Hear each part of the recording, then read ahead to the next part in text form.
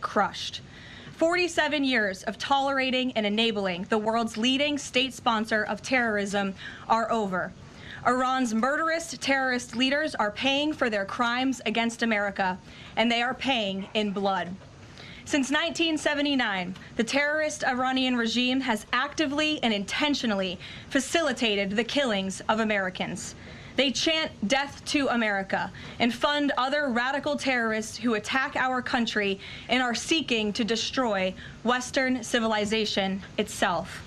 These terrorists seized our embassy and took 66 Americans hostage in Tehran.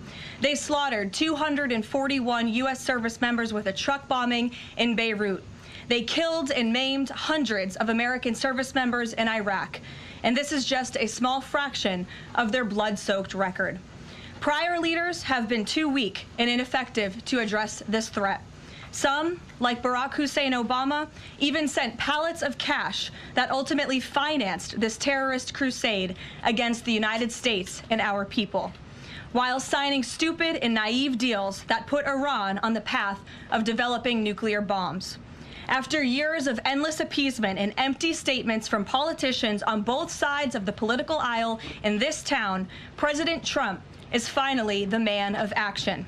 President Trump is holding these monsters accountable and permanently extinguishing their nuclear ambitions. Future generations of Americans will look to this moment as the moment where the specter of a nuclear armed Iran ended. At the beginning of Operation Epic Fury, launched last weekend, President Trump laid out clear objectives to the American people on what the U.S. military seeks to accomplish through these major combat operations. Number one, destroy the regime's deadly ballistic missiles and completely raze their missile industry to the ground. Number two, annihilate the Iranian regime's navy. And so far, we have destroyed more than 20 Iranian ships, including their top submarine last night, using a torpedo for the first time since World War II. There is not a single Iranian ship underway in the Arabian Gulf, Strait of Hormuz, or the Gulf of Oman.